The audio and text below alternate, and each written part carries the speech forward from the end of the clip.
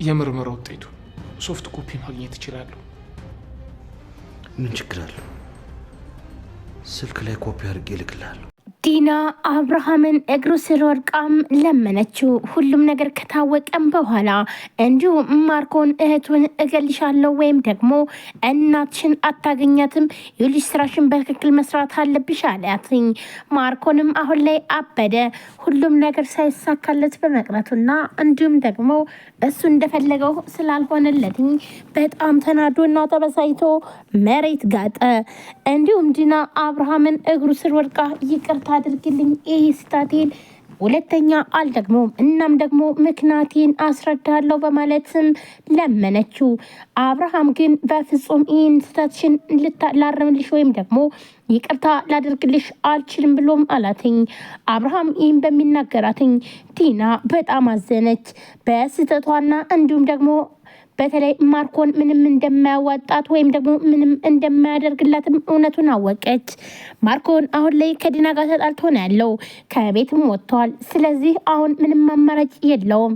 እናም ይህ ደግሞ ምንም ነገር ሳይሰራ በመውጣቱና ይህ ጀግና የሚያጫውተው ዝም ብሎ እንደሆነም ምንነቱን ስላላሳየ በዚህ ምክንያት በጣም ተናዶ አንቺ ነሽ የሁሉ ነገር እንደዚህ የምታደርግኝ፣ አንቺ ነሽ ብዙ ነገር ስታደርግኝ የቆየሽው፣ ምክንያቱም ደግሞ በአንቺ ምክንያት ነው እንጂ እኔ ራሴ በሆን ሁሉን ነገር እስካሁን ድረስ ጨርሼ የራሴ አደርገው ነበረ።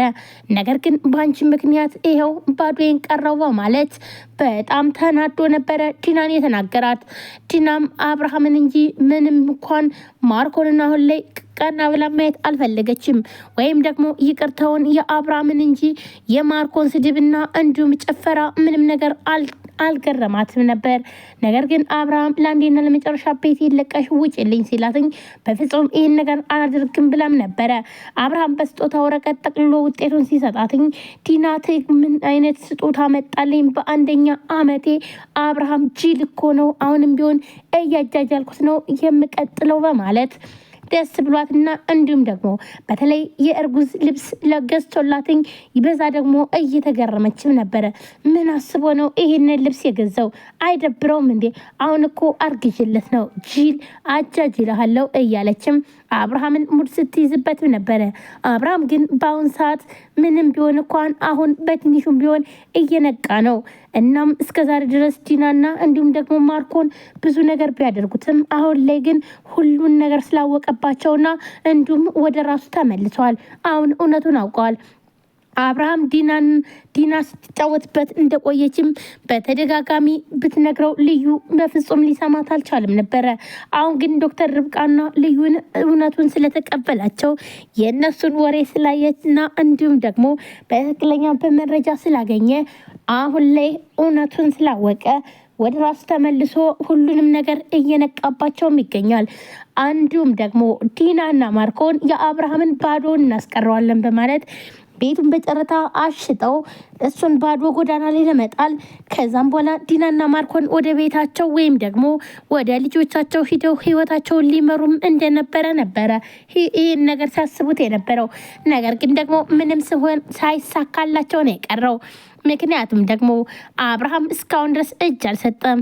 አብርሃም እስካሁን ድረስ ያልተበላበትና እንዲሁም ደግሞ እጅ ያልሰጠበት ምክንያት ልዩና እንዲሁም ደግሞ ዶክተር ርብቃ ናቸው። ዶክተር ርብቃና ልዩ ከአብርሃም ጎን ቆመው ከዲና ስር ለስር ዲና የምታደርገውን ነገር ሁሉንም ሚስጥር ካወቁም በኋላ በተለይ ሳቤላ ከታገተች በኋላ እና እንዲሁም ደግሞ 1 ሚሊዮን ብር አምጣ ተብሎም እንዲሁም ደግሞ የቤቱን ካርታ ሁሉ ይዞም ሲሄድ ይህንን ጠብቀው ብሩን በመቀየርና እንዲሁም ደግሞ ባዶሽን ሻንጣ በመስጠት ይህንን አደናግረው ያስቀሩትና እንዲሁም ደግሞ አብርሃም ሊፈርም በሄደበት ሰዓት ሁሉም ነገር እንዲከሽፍ ያደረጉት ልዩና እንዲሁም ደግሞ ዶክተር ርብቃ ከዛም ሙልጭ ነበሩ አብርሃምን የታደጉት። አብርሃም ግን በራሱ ምንም ነገር ሊነቃ አልቻለም ነበር። አሁን ላይ በተለይ ሙሉ ድርጅቱንና እንዲሁም ደግሞ ቤቱን ሁሉንም ነገር ለማርዳ ለመመለስ አሁን ላይ ወንድሟ ወይም ደግሞ እዝራ ይህንን ነገር ሳላደርግ በፍጹም ቁጭ አልልም በማለት ነበረ። ክላሴ ነው የኔ መኝታ ቤት ነው የኔ ነው በማለት ወደ ማርኮን መኝታ ቤት ሄዶም ልብሱን አሽቀንጥሮ የጣለበት። ይህንን ያደረገው እዝራ እዛ ለመኖር ፈልጎ ሳይሆን ነገር ግን ደግሞ የማርዳን ገንዘብ አንድ ባንድ ሙሉ ለሙሉ ሊያስመልስላት ስለፈለገ ነው። ከፈለገች አብርሃምንም ጭምር እንደሚያስመልስላት ቃል ገብቶላታል። ይህንን ቃል የገባላትኝ እዝራ አብርሃም እኮ ባለትዳር ነው፣ አብርሃምን ከትዳሩ አፋተህ ከኔ ጋር ልታስታርቀው ነው ወይ ስትልም ይህ ደግሞ የአንቺ ፍላጎት ከሆነ ምንም ቢሆን አደርጋለሁ ብሎም ነበረ ለአብርሃም ማለትም የነገራትኝ እዝራ አሁን ላይ ወደ ቤት ወይም ደግሞ ወደ አብርሃም ቤት የመጣበት ምክንያት ማርዳና እንዲሁም ደግሞ አብርሃምን አንድ ላይ ለማድረግ ስለፈለገ ነው። ማርዳና አብርሃም አሁን ላይ ማርዳ የት እንዳለች በአቅም ግን ደግሞ እዝራን በፍጹም እንዳትነግረው። ይልህ ወንድሜ ከሆንክ በፍጹም አብርሃም እኔ ያለሁበትን ማወቅ የለበትም። እኔ ነገ ሞትኩ ዛሬ ሞትኩ እያልኩኝ ሞቴን የምጠባበቅ ሰው ነኝ። ስለዚህ አብርሃም ሰምቶ ምንም ነገር እንዳይጎዳ። ይውልህ እዝራ አብርሃምን የሚጎዳ አንድ ነገር ብታደርግ እውነቴን ነው የምልህ ይቅር አልልህም በማለት ማርዳም ትናገረዋለች።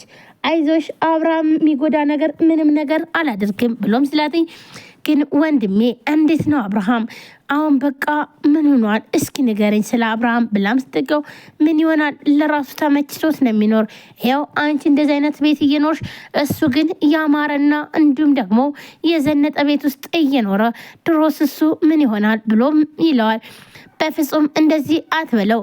እሱ ታዲያ ቢመቸው ነው ወይ እንደዛ የጠቆረው? ቢመቸው ነው ወይ እንደዛ ጸጉሩ ያደገው? ቢመቸው ነው ወይ እንደዛ ጺሙ ያደገው? ስለዚህ በፍጹም አልተመቸውም በማለት ይህንን ትነግረዋለች። እዝራም አረ ነው እንዴ ለካ እየተጠባበቅሽ እያየሽው ነው አደለ? እሱን እየጠበቅሽልኝ ነዋ ብሎም ይላታል። ይኸውልህ እዝራ ወንድሜ ምንም ነገር ባያደርግ አብርሃምን ምንም ነገር እንዳታደርገው። የአብርሃም ደስታ ደስታዬ ነው። አብርሃምን ካስከፋው ግን እውነቴን ነው የምልህ መቼም ቢሆን እኔን አታገኘኝም። አሁኑ ነው ድብን ብዬ የምሞትልህ ብላም ትለዋለች። ሰላም ሰላም፣ ጤና ይስጥልን ውድና የተከበራችሁ የቻናል ቤተሰቦች እንዴት ናችሁ? ለዚህ ቻናል አዲስ የሆነ ሰብስክራይብ፣ ላይክ፣ ሼር በማድረግ ቤተሰቡኑ ቤተሰብናችሁም ከልብ ነው ማመሰግነው። ውድ ፋሚሊዎቼ እንግዲህ ዛሬም በአዲስ ቪዲዮ መጥቻለሁ። ቪዲዮን ላይክ፣ ሼር፣ ሰብስክራይብ እያደረጋችሁ ስለምታበረታቱኝ ከልብ ነው ማመሰግነው። እንዲሁም ለዚህ ቻናል አዲስ ከሆናችሁ ሰብስክራይብ አድርጋችሁ የደወል ምልክቷን መጫናችሁን አትርሱ።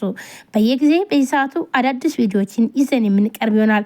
ከእናንተ የሚጠበቀው ቪዲዮችን ላይክ እንዲሁም ሼር በማድረግ እንዲሁም ሀሳብ አስተያየታችሁን በማስቀመጥ እንግዲህ በምስሉ ላይ እንደምታዩትኝ ወንዝ ወይም ደግሞ በጣም ከባድ ወንዝ ላይ እየተሻገሩ ነው ማለት ነው። እኔ ከርቀቱኝ እየቀረስኩ ነው። ይህ ውሃ እንግዲህ ወደ 5 ሰዓት አካባቢ ነው ይሄንን ያክል ኃይል ያለው ማለት ነው። ምክንያቱም ውሃው ገና አልሞላም። ይህ ሞልቶ ጎሎ አድሮ እንግዲህ በጣም ፓወር አለው ማለት ነው። እና እኔ መሻገር አቅቶ የነበረ በተለይ እዚህ አካባቢ ከፏፏቴው አካባቢ በጣም ከባድ ነው። እናም ልጅ አዝላ እንግዲህ እየተሻገረች ነው ሲስተር ማለት ነው። ልጅዋን አዝላለች። ከዛም በኋላ እንግዲህ እዚህ ጋር ባሏ ይዞ እያሻገራት ነው ማለት ነው። ምክንያቱም ደግሞ ውሃው በጣም ኃይለኛ ስለሆነ እና እኔ በሰዓቱ በጣም ፈርቼ ነበር ማለት ነው። ይህንማ እንዴት አድርጌ ነው የምሻገር? እና ደግሞ እኔ እንግዲህ ውሃ ሲሻገር እግሬን መሬት ለመሬት አልጎታውም። ምክንያቱም ደግሞ እግራችሁን መሬት ለመሬት ስትጎትቱት ነው አሪፍ እንጂ እግራችሁን ብድግ ብድግ ካደረጋችሁት ውሃው የመውሰዱ ቻንስ ከፍ ያለ ነው ማለት ነው። እና ውድ ቤተሰቦች እንግዲህ ሀሳባችን ኮሜንት ላይ አስቀምጡ። እንዲሁም ደግሞ የተለያዩ ቪዲዮዎችን የምቀርጽላችሁ ይሆናል። እንደዚህ በምስሉ ስለ ድራማው አንዳንድ እየነገርኳችሁ እንዲሁም በምስሉ ላይ ዘና የምትሉበት ይህ ሞቄ ይባላል።